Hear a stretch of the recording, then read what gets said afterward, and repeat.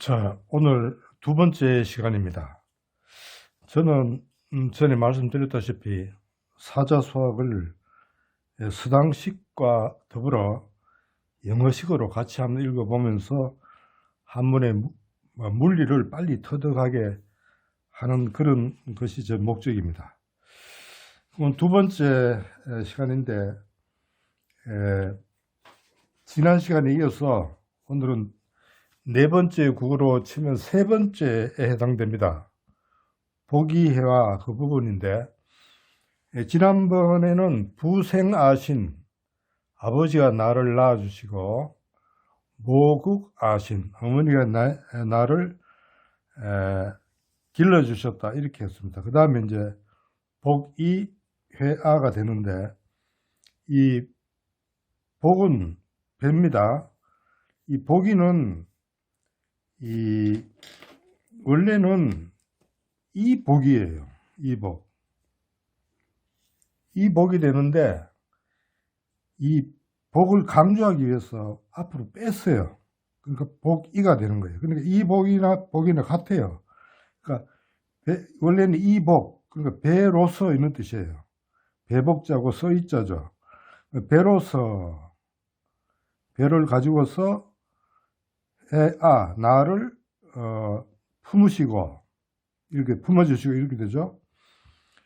유이 포아 유이도 마찬가지예요. 원래는 이유예요. 이유인데 유이로 유를 강조하기 위해서 앞으로 뺀 거예요. 그러니까 젖을 가지고서 나를 먹여주셨다 이렇게 되겠죠.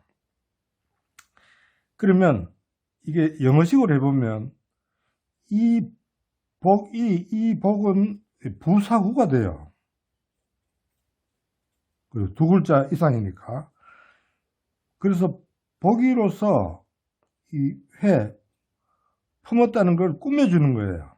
그렇죠. 배로서 이게 동사죠. 동사인데 타동사예요. 아는 명사로서 목적이에요.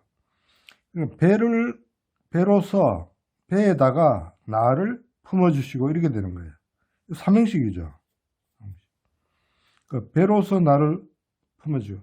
그럼 얘가 뭐가 빠졌나요? 주어가 생략됐어요. 한문에는 우리말도 좀 그렇습니다만은 이 주어가 생략되는 경우가 많아요. 왜냐하면 그것을 내용상으로 알 때는 주어를 생략해버려요. 영어에서는 주어 생략이라는 건 있을 수가 없죠. 영어는 상당히 정확합니다.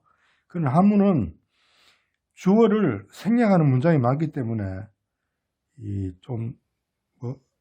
애들 말로 하면 눈치가 빨라야 돼요. 그러니까 주어가 생략됐으니까 어머니가 빠졌죠. 어머니가 배에다가 배로서 나를 품어주시고, 그 다음에 유이 젖을 가지고서 나를 먹였었다 이렇게 되는데 서당식으로 하면, 그럼 이것도 역시 이유지요. 이거 앞에처럼 똑같아요. 부사구가 돼요. 부사구로서 포를 꾸밉니다. 그렇죠. 동사를 꾸미는 거예요. 동사.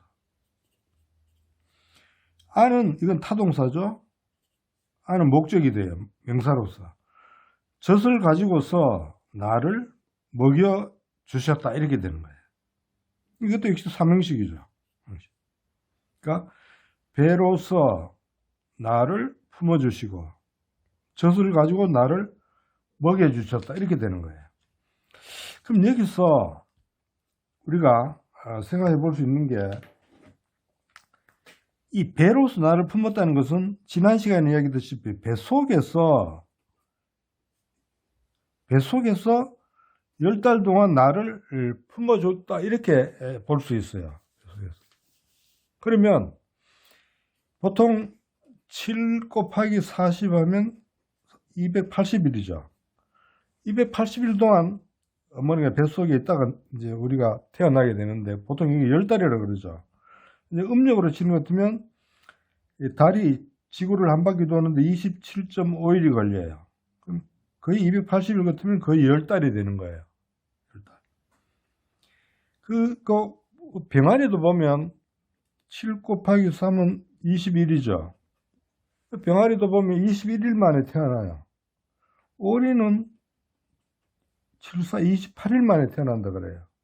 그리고 우리가 애기들이 태어나면 3, 7일이 되기 전에는 조심하죠. 여기서 볼 때 이 7이라는 숫자가 그 이상한 숫자로 되어 있어요. 그렇죠. 7이 좀 7에 뭐 의미가 있는 것 같아요. 그 7이 뭘까? 뭐 이거 정확히 알 수는 없어요. 다만 우리가 추측하는 거죠. 2 플러스 5로 보면 음양오행으로 볼 수 있어요. 음양오행의 숫자다. 옛날 동양에는 음양오행이 제일 중요하니까 이게 일, 월, 화, 수, 목, 금, 토. 우리 일주일이 음양오행이에요. 해와 달이 음양이죠. 일월이. 화, 수, 목, 금, 토가 오행이에요.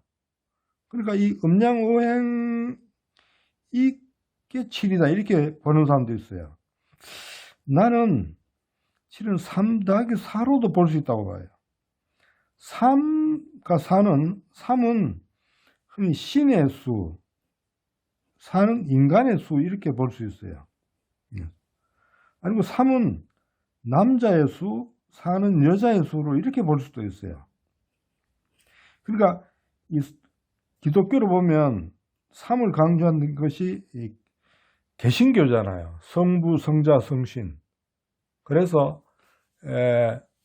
성부, 성자, 성신에서는 이 3을 강조하죠. 그래 캐토릭에 가면 그 플러스 1이 됩니다. 뭐냐면 성모 마리아가 들어가죠. 그래서 4가 돼요. 그러니까 이 숫자를 보면 개신교가 상당히 그러니까 신의 수에 가깝고 캐토릭은 인간적인 면이 강하다고 이렇게 볼 수도 있어요. 그래서 하여간 280일 동안 어머니가 뱃속에 우리를 품어다가 낳아주시는 거예요. 무슨 말 이해가죠? 그 다음에 밖으로 나오면 바로 젖을 먹여서 우리를 키워주시는 거죠. 젖을 먹여서 나를 키워주시는 거죠. 젖으로. 여기서 우리가 그 흔히 말하는 이 한국 나이라는 걸 생각해 볼 수 있어요.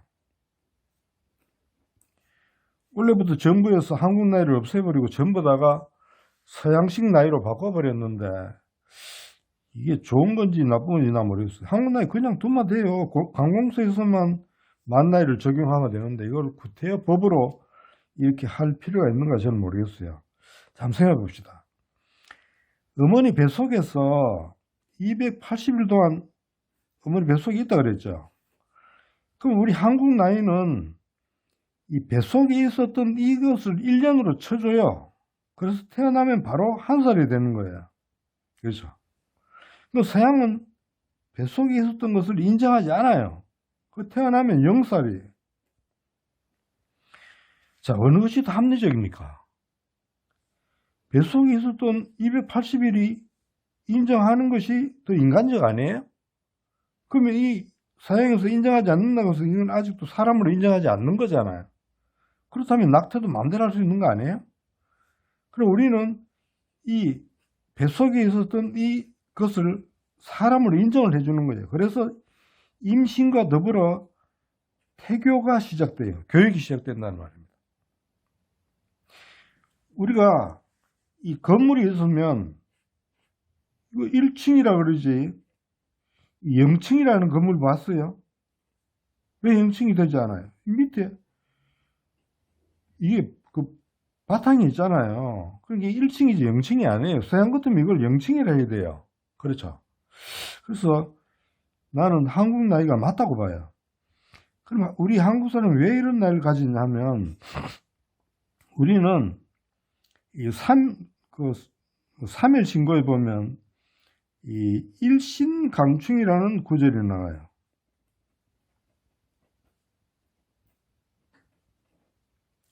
하나님이 이 우리 가운데 내려오신다 이거예요. 즉 한국인은 임신하는 순간에 하나님이 그 아기 속에 내려오신다 이렇게 생각하는 거예요. 이것이 옛날에는 뭘로 나타났냐면 태몽으로 나타났어요. 옛날 태몽은 주로 어머니가 별을 꿈꾸죠. 별. 그래서 이 별은 바로 신이에요. 그러니까 임신하는 순간에 이 별을 태몽으로 꾼다는 것은 바로 임신하는 그 아이에게 하나님이 내려오신다는 말이에요. 그러니까 한국인들은 상당히 이 종교적이라 할까요? 이런 게 있어요. 그래서 태몽이 있기 때문에 우리는 한국 나이가 있을 수 있는 거예요.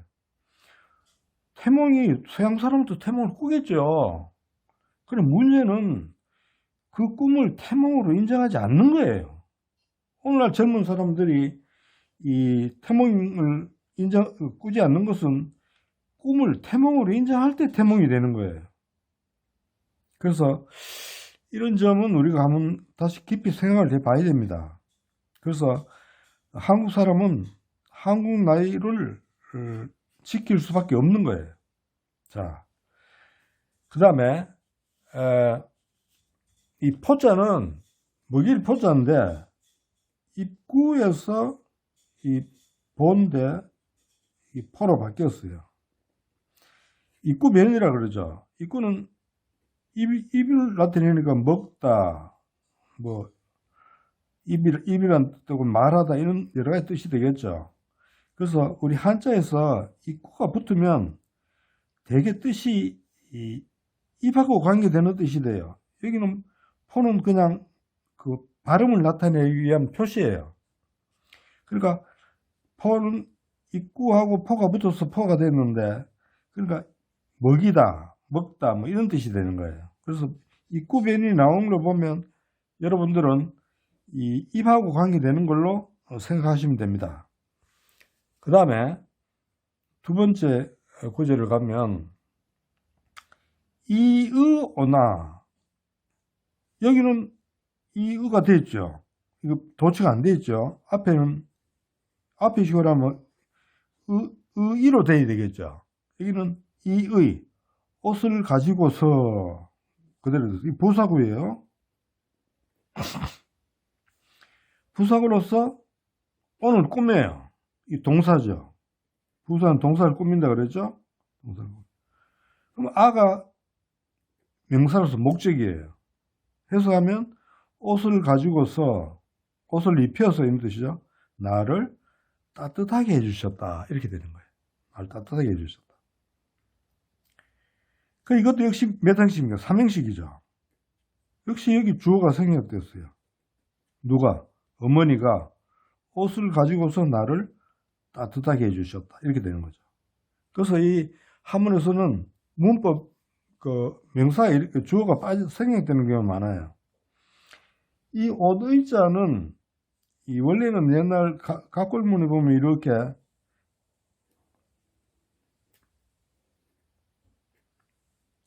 이게 뭡니까? 소매예요. 소매. 이게 옷 깃이죠. 이 밑단이고. 그래서 이게 옷을 나타내는 건데, 이 옷 중에도 이거는 상의, 하의가 아니에요. 하의는 치마 상자죠. 하의는. 그래서 의상 해가지고 옷을 가리키는데, 하의가 아니고 이건 상의를 가리켜요. 윗옷을 가리키죠. 여기에 대해서 나중에 또 한번 설명을 할 경우가 있을 거예요. 그 다음에 이제 뜻을 알겠지, 이거는. 그 다음에 자, 이식 포화 하시고, 포화로다 이식, 이것도 역시 이식은 이거 전치사하고 이게 전치사의 목적이 돼요. 밥을 가지고서 이런 뜻이에요. 밥을 가지고서, 이는 뭐뭐로서니까 밥식자예요. 밥을 가지고서. 이 식자도 보세요. 여기서는 명사로 쓰였어요. 전치사에도. 그럼 식사하면 먹다라는 동사가 되기도 하죠. 여기는 명사로 쓰기도 하고 동사로 쓰기도 하고, 여기서 명사로 쓰였어요. 이 식, 밥이 되죠. 명사가 되니까. 밥을 가지고 써. 다른 데 가면 먹다라고 뜻도 돼요. 이 식은 부사구예요. 그렇죠. 포는 배부르게 먹이다 이런 뜻이에요. 배부르게 하다. 동사죠. 그럼 부사로서 이 포를 꾸며요. 부사는 동사를 꾸미죠. 부사구로서. 아가 목적이 돼요. 여기서 나를. 그러니까 밥을 가지고서 나를 배불리 먹였다, 배부르게 했다 이런 뜻이 되는 거예요. 역시 주어가 생략됐어요. 주어 동사 목적이니까 삼형식이죠. 밥을 먹여서 밥을 가지고 나를 배부르게 했다 이렇게 되겠죠. 그 다음에 고, 여, 천. 은은 은의 은자고, 고는 높다, 높을 고자고, 여는 이 같을 여자, 그 다음에 천은 하늘 천자. 은혜가 하늘과 같이 높다 이렇게 되는 거예요. 이 고자도 우리 높은 할 때 고층하면 높은 층이죠. 행수도 되지만 여기서는 이 동사로 쓰였어요. 하늘처럼 높다. 은혜가 주어가 되겠죠. 주어는 명사가 주어가 된다 그랬죠. 명사가 주어. 이 은혜는 주어니까 명사로 해석해야 돼요. 은혜가 높다. 여천, 이거 부사구예요. 여는 뭐뭐처럼. 같을 여자죠. 영어로 하면 as나 like에 해당돼요. like sky, as sky, 하늘처럼. 이 부사구로서 동사를 꾸며요. 그럼 은혜가 하늘처럼 높다 이렇게 되는 거예요. 해석되죠. 이거는 일형식이라고 보면 되겠죠. 일형식이죠. 은혜가 높다, 하늘처럼 높다 이렇게 되는 거죠. 이 은자를 보면 인자는 이렇게 이날 인자 돼 있죠. 이날 인자인데 이 인자는 원래는 이 사람이 침대에 누워 있는 거예요. 침대에 의지해 있는 거죠. 침대에 의지해서 누워 있는 모습이에요. 그러니까 이 편안히 의지해 있는 거죠. 침대 때문에 이 사람은 의지해서 편안하죠. 사자는 마음심, 그 다음 심자는 마음이죠. 그러니까 이 어떤 의지해서 무엇을 의지해 가지고 편안하게 되는 그런 마음이니까, 다른 말로 은혜나 온정이 있게 되는 거예요. 그래서 침대처럼 편한데 의지에 누워서 편안하게 있는 그런 마음이니까 은혜를 받는 거죠. 은혜 은자예요.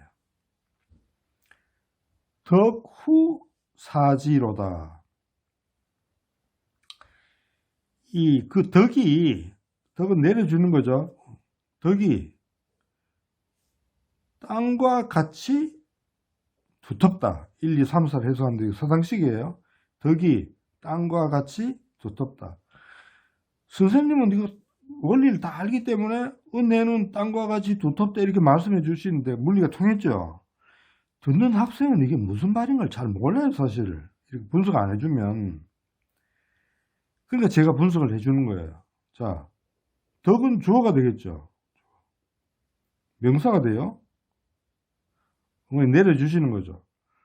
두텁다는 동사죠. 덕이 두텁다, 덕이 많다 이런 뜻이 되겠죠. 사는 앞에 나오는 여와 같아요. 여지나 사지나 같은 거예요. 같아, 같을 사자, 처럼. 영어로 하면 as나 like의 뜻이에요. 지는 땅지자죠. 그리고 이게 전치사고 전치사의 목적이 돼가지고 이게 부사구가 돼요. 부사구로서 후를 꾸며요. 그렇죠. 그러니까 덕은 땅처럼 땅과 같이 두텁다 이렇게 되는 거예요. 문장 구조 알겠죠? 그러면 이런 식이 되겠죠. 그 은혜가 하늘처럼 높고 그 덕이 베풀어진 덕이 땅처럼 두텁다 크다는 말입니다. 그럼 여기서 보면 그것을 비유를 하늘과 땅으로 비유했어요. 그러니까 은혜가 하늘처럼 굉장히 높고 덕이 땅처럼 아주 넓고 크다는 말이에요. 천지보다 더 큰 게 없잖아요. 이 부모님의 은혜와 부모님이 내려주신 덕이 왜? 아까 먹이는 거 식, 그죠? 그 앞에 의가 나왔죠. 의와 식은 우리 흔히 의식주라는 말 하죠. 옛날에는 식의주라 그랬어요. 왜냐하면 옛날에는 먹는 걸 더 중시했어요. 실제 옷은 없어 살지만 못 먹으면 죽잖아요. 그러나 오늘날은 먹는 게 그런 대로 해결이 되니까 의식주 하는데 원래는 식의주예요. 근데 부모님이 나를 낳아가지고 옷을 입혀주고 젖을 먹이고 밥을 먹여주니까 또 재워주고 하니까 부모님이 의식주를 해결해 주시는 거예요. 그러니까 그 은혜가 하늘처럼 높고 땅처럼 큰 거예요. 땅처럼 두텁다. 그리고 그 은혜를 알겠죠? 그 다음에 이때 앞에 우리가 말한 게 이 여자하고 사자는 같다 그랬죠? 같은 전치사예요. 둘 다 여나 사는 같은데 왜 이렇게 다르게 썼는가? 그것은 이 한문에도 그렇고 우리말도 그렇고 영어도 모든 글에 있어서 똑같은 단어를 반복하면 이게 글이 단조로워져요. 그래서 좋은 글이 아니에요. 글을 잘 쓰는 사람은 단어를 항상 같은 뜻일 때는 다른 걸로 바꿔줘요. 여기는 응고 여천, 덕후 사질 해야지, 덕후 여지 이러면 여천 여지 같아지잖아요. 그러면 글이 단조로워져요. 별로 글이 좋지 않다고 이렇게 생각을 하는 거예요.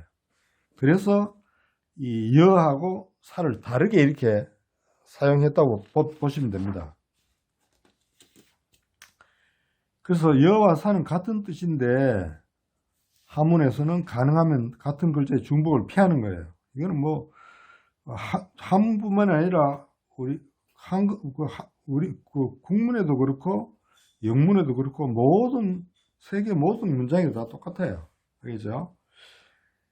그 다음 이 후자는 두텁다 이런 뜻인데 이게 원래 이렇게 보면 이게 언덕이에요. 언덕 밑에 이렇게 절구통을 그려놔서 이게 절구통 요즘 젊은 사람 모를 건데 옛날 사람 알죠. 여기서 곡식을 빻아 먹는 거잖아요. 절구통은 옛날 두툼하게 돌로 만들었죠. 그래서 이 절구통은 두텁다 이래가지고 두텁다라는 뜻으로 사용됐어요. 자, 오늘 여기까지 하기로 하고 댓글에 보니까 교재를 좀 소개해달라는 사람이 있는데 교재는 뭐 여러 가지 있는데 아무거나 써도 돼요. 근데 제가 볼 때는 이게 대유학당에서 나온 손에 잡히는 사자수학 추구 이 책이 여러분한테 좋을 수 있는 게 뭐냐면 여기는 보면 이 숫자를 이렇게 순서대로 달아놨어요. 한번 해석한 순서를. 그래서 이게 다 내하고 똑같은 건 아니지만 이게 도움이 될 수가 있어요. 그 다음에 또 하나를 하자면 이 전통문화연구회에서 나오는 이 책은 그 안에 설명이 참 잘 되어 있어요. 우리나라에서 가장 한문을 전통 문화연구에서 한문을 가장 많이 연구하는 그런 단체이기 때문에 그런지 몰라도 이 설명이 아주 자세하게 되어 있습니다. 그래서 내가 볼 때는 이 두 책 중에 하나를 다른 책이 있으면 그것도 돼. 이거는 뭐 큰 그건 없으니까 아무 책이라도 있으시면 그대로 쓰고, 없는 사람이 꼭 산다면 이 전통문화연구회 것이나 대유학단가나 뭐 어느 것을 사시더라도 준비하더라도 아무 관계가 없습니다. 예, 지난 시간에도 이야기했습니다만은 제가 계속 앞으로 예정이 일주일에 한 편 내지 두 편을 올릴 예정이에요. 두 편 좀 힘들고 한 편은 확실히 올리겠는데, 그래서 제가 올리는 것을 계속 받아보고 싶으신 분은 구독을 눌러 주셔야 돼요. 그리고 그 알람에 표시를 해야 내가 올리는 것이 여러분한테 전달이 됩니다. 그래서 구독과 알람을 해주시면 다음 영상이 아마 여러분이 쉽게 받아볼 수 있을 거예요. 오늘 여기까지 하겠습니다. 감사합니다.